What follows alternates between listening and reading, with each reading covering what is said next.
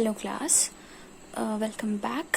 तो पिछले वीडियो में जो मैंने डाला था उसमें मैंने इस चैप्टर का पूर्णांक यानी कि इंटीजर्स का एक इंट्रोडक्शन दिया था। कुछ जो बेसिक कॉन्सेप्ट होते हैं, बेसिक चीज़ें हैं जो कि समझना ज़रूरी है इस चैप्टर से रिलेटेड, तो उसके बारे में एक वीडियो बनाया था और डाला था। अगर आपने अभी तक वो नहीं देखा है तो आप मेरे चैनल पे जाके क्लास 6 मैथ्स की प्लेलिस्ट में उस वीडियो को देख सकते हैं। और उसके बाद एक एक्टिविटी भी डाली थी जिसमें कि प्लस और माइनस के फ्लैश कार्ड्स बना के और इस कॉन्सेप्ट को और अच्छे से समझाने की कोशिश करी थी। तो अब उसी चीज़ को आगे बढ़ाते हुए वैसे तो आज एक्सरसाइज 3A की शुरुआत करनी है, लेकिन उसके पहले कुछ एक दो चीज़ें और हैं जो कि मुझे लगा कि समझा देनी चाहिए, तो इसीलिए मैं पहले वो समझाऊंगी और फिर उसके बाद हम एक्सरसाइज 3A यानी कि जो पहली एक्सरसाइज है इस चैप्टर की उसको लगाएंगे। ठीक है, तो सबसे पहले ये मैंने आपकी उस एक्टिविटी वाले वीडियो में भी बताया था। मैंने उस समय एक क्वेश्चन था 6 + -6 और जब हमने उसको फ्लैश कार्ड्स की हेल्प से किया था तो 0 आया था। 0 कैसे आया था? क्योंकि एक भी फ्लैश कार्ड बचा नहीं था। प्लस माइनस कैंसिल हो गया था और एक भी फ्लैश कार्ड नहीं बचा था, तो यानी कि हमने माना कि आंसर 0 आया। तो अब यहाँ पर जैसे मैंने बोला कि कोई भी पूर्णांक है, कोई भी इंटीजर है, अगर कोई पॉजिटिव पूर्णांक है तो उसका एक नेगेटिव पूर्णांक भी होगा।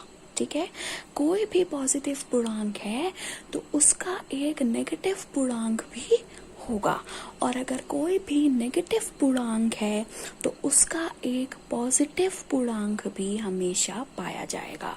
ठीक है, जैसे कि मैंने बोला अगर मेरे पास पूर्णांक है 5 तो उसका नेगेटिव पूर्णांक होगा -5।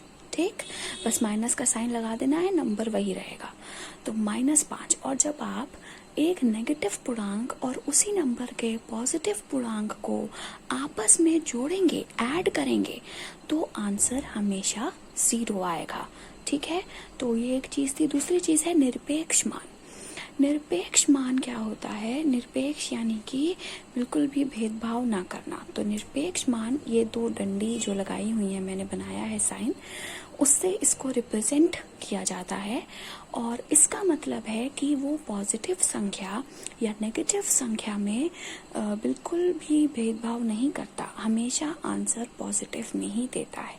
चाहे आप इस निरपेक्ष मान के अंदर कोई पॉजिटिव संख्या लिखें या नेगेटिव संख्या लिखें, लेकिन आंसर हमेशा पॉजिटिव ही वो देगा।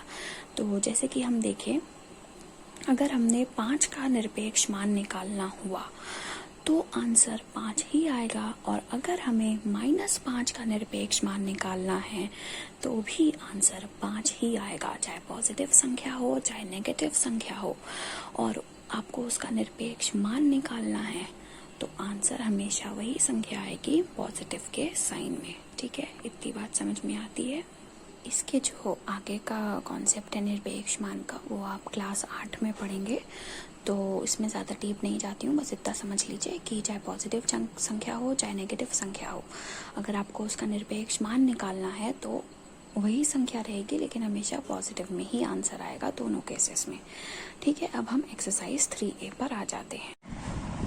ठीक है, तो पहला प्रश्न देखिए, आपको इसमें रिक्त स्थान भरना है जिसके लिए आपको 4 ऑप्शन दिए गए हैं। तो ऑप्शन पे ध्यान ना देते हुए हम सिर्फ ये देखेंगे कि हम अपने इस रिक्त स्थान में क्या भर सकते हैं। ठीक है, तो 19, 23, 25, 29, -29, -25, -23, -19, 7, 11, 13, 17, -17, डैश, -11 और -7। अब अगर आप इस टेबल को ध्यान से देखें तो आपको एक पैटर्न दिखेगा। क्या दिखेगा? 19 और 7, 19 और 7 यहाँ पर पॉजिटिव है, यहाँ पर वो दोनों चीज़ें, दोनों संख्या नेगेटिव है। 23, 11, 23, 11 यहाँ पर दोनों पॉजिटिव है, यहाँ पर दोनों नेगेटिव है। उसी तरीके से 25, 13 यहाँ पर भी 25 और 13 ही आना चाहिए, है ना, क्योंकि यहाँ पर 29, 17 दोनों माइनस में। तो पैटर्न क्या चल रहा है कि वही नंबर एक बार दोनों पॉजिटिव हैं और दूसरे साइड में दोनों नंबर नेगेटिव है। तो यहाँ पर जब हम 25 और 13, मतलब यहाँ पर 13 तो आएगा लेकिन माइनस में आएगा, तो -13 इसका उत्तर हो जाएगा। ठीक, दूसरा क्वेश्चन देखिए, वो भी ऐसी टेबल दी हुई है, इसमें भी कुछ पैटर्न होगा और उसको समझकर हमारा आंसर हमें मिल जाएगा। तो अब आप देखिए -7 5 25 -8 7 -5 -25 8 -13 11 31 -14 13 -11 और -31। तो ये है हमारी टेबल। अब अगर आप इसको ध्यान से देखें तो -7 5 7 -5 यानी कि एक ब्लॉक छोड़ के हमको वही नंबर दोबारा मिल रहा है, लेकिन जिसमें पहले माइनस था उसमें अब प्लस है और जिसमें पहले प्लस था उसमें अब माइनस है। तो पैटर्न समझ में आ गया। अब देखिए 25 और -8 एक ब्लॉक हम बीच का छोड़ देंगे तो वही संख्या दोबारा आ रही है, लेकिन साइन उलट गया है। यहाँ पर 25 है तो अब हमारे पास -25 है, -8 है तो हमारे पास 8 है। अब -13 11 एक ब्लॉक हमने छोड़ दिया तो -13 हो गया, साइन उलट गया, नंबर वही है 11 -11 हो गया। अब हम ये वाली संख्या देखेंगे, एक ब्लॉक बीच का छोड़ देंगे तो 31 हो जाएगा -31 और -14 हो जाएगा क्या 14। तो आंसर यहाँ पे है 14। अब तीसरा क्वेश्चन देखिए, निम्नलिखित को पूर्णांक के रूप में लिखना है। ठीक है, जो भी आपको ये 5 पार्ट दिए हुए हैं, ये एक वर्ड प्रॉब्लम टाइप है जिसको आपको नंबर्स में पूर्णांक में लिखना है। अब पूर्णांक में लिखना है यानी कि प्लस और माइनस साइन के साथ आपको बताना है। ठीक है, और क्या दिया हुआ है कि पूर्व को यानी कि ईस्ट को धन दिशा यानी कि पॉजिटिव संख्या मानना है। जो भी जीरो के राइट, जो भी जीरो के ईस्ट में होंगे, इस साइड होंगे, उनको पॉजिटिव मानना है और जो ऊपर होंगे उनको भी पॉजिटिव मानना है। तो अगर ये जीरो हुआ मेरा तो ईस्ट में, ये पूर्व दिशा में, यहाँ पर भी मेरे पास पॉजिटिव नंबर है और जीरो के ऊपर यानी कि यहाँ भी मेरे पास पॉजिटिव नंबर होंगे। ठीक है, अब इसका उल्टा, अगर यहाँ ऊपर पॉजिटिव है तो नीचे माइनस होगा, अगर पूर्व में पॉजिटिव है तो यहाँ माइनस होगा। इतनी बात समझ में आती है। अब हम क्वेश्चन देखेंगे। 0 से नीचे 4 डिग्री सेल्सियस।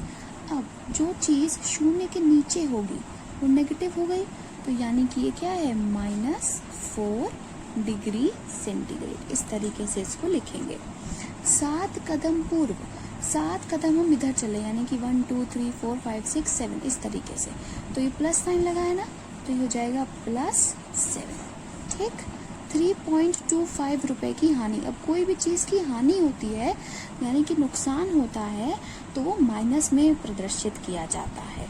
ठीक है, कोई भी चीज़ का हमें लाभ होगा, प्रॉफिट होगा, तो वो चीज़ हम पॉजिटिव से दर्शाएंगे, और अगर हमें किसी रुपए का या किसी भी चीज़ का हानि होगी, नुकसान होगा, तो हम उसको नेगेटिव से दर्शाएंगे। तो इस बात को ध्यान रखिएगा, क्योंकि यहाँ पर हानि है तो मैं नेगेटिव से इसको दर्शाऊंगी। और कितने रुपए की है 3.28 की, तो -3.28। ठीक, इस तरीके से इसको लिखेंगे। फिर 18 मीटर पश्चिम का विस्थापन। पश्चिम, पूर्व ये है, पश्चिम ये हुआ, पश्चिम में कौन सा साइन है माइनस का, तो -18 मीटर। जो यूनिट यहाँ लगी है वही यूनिट यहाँ लगा देंगे। यहाँ सेल्सियस थी तो सेल्सियस लगा दी, यहाँ हानि थी रुपए में तो रुपए लगा दिया, यहाँ मीटर यूनिट है तो हमने मीटर लगा दिया। ठीक है, समुद्र तल से 1000 मीटर की ऊंचाई। अब समुद्र तल यानी कि ये जीरो, ठीक, जीरो से ऊपर है, ऊंचाई यानी कि ऊपर होगा ना, अगर नीचा होता तो हम यहाँ आते जीरो से नीचे, लेकिन ऊंचाई है तो ऊपर जाना है। ऊपर जाना है तो हमारे पास कौन सी संख्या है पॉजिटिव की, तो +1000। 1000 क्यों, क्योंकि यहाँ पर हमें 1000 दिया हुआ है और मीटर इसकी यूनिट है, तो हम यहाँ पर भी मीटर लिख देंगे।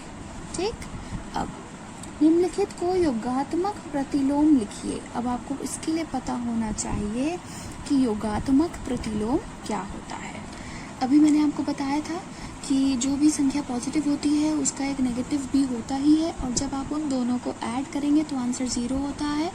तो यही चीज़ कहलाती है योगात्मक प्रतिलोम। मतलब किसी नंबर में हम ऐसा क्या जोड़ें, ऐसा क्या ऐड करें कि हमें आंसर 0 मिल जाए। तो उसी चीज़ का प्रयोग करेंगे जो मैंने अभी आपको लेक्चर के शुरुआत में बताई थी कि कोई संख्या अगर पॉजिटिव में है तो उसका नेगेटिव भी होगा। तो यानी कि जब हम पॉजिटिव संख्या में उतना ही नेगेटिव जोड़ देंगे तो हमें आंसर 0 मिल जाएगा।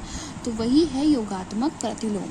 प्लस 9 में हम ऐसा क्या जोड़ें कि हमें आंसर 0 मिल जाए। तो जितना प्लस है उतना ही माइनस का अगर हम ले लें तो आंसर हमें 0 मिल जाएगा, इसीलिए यहाँ पर आएगा -9। -41, अब ये माइनस है तो जितना माइनस का है उतना ही अगर हम प्लस ले लें तो हमें 0 मिल जाएगा। तो -41 को हम 41 लिख देंगे। ठीक, अब -21, इसका भी 21 हो जाएगा। -21 और 21 को अगर आप जोड़ेंगे तो आएगा 0। यही होता है योगात्मक प्रतिलोम। +91, -91, ठीक, प्लस है तो उसको माइनस करके लिख दीजिए, संख्या वही रहेगी। माइनस है तो प्लस करके लिख दीजिए, संख्या वही रहेगी, साइन चेंज हो जाएगा योगात्मक प्रतिलोम में। +39 है तो -39, ये हो गया। अब 5वां क्वेश्चन, संख्या रेखा आपको खींचनी है और उस पर ये जो 5 पूर्णांक हैं उनको दर्शाना है।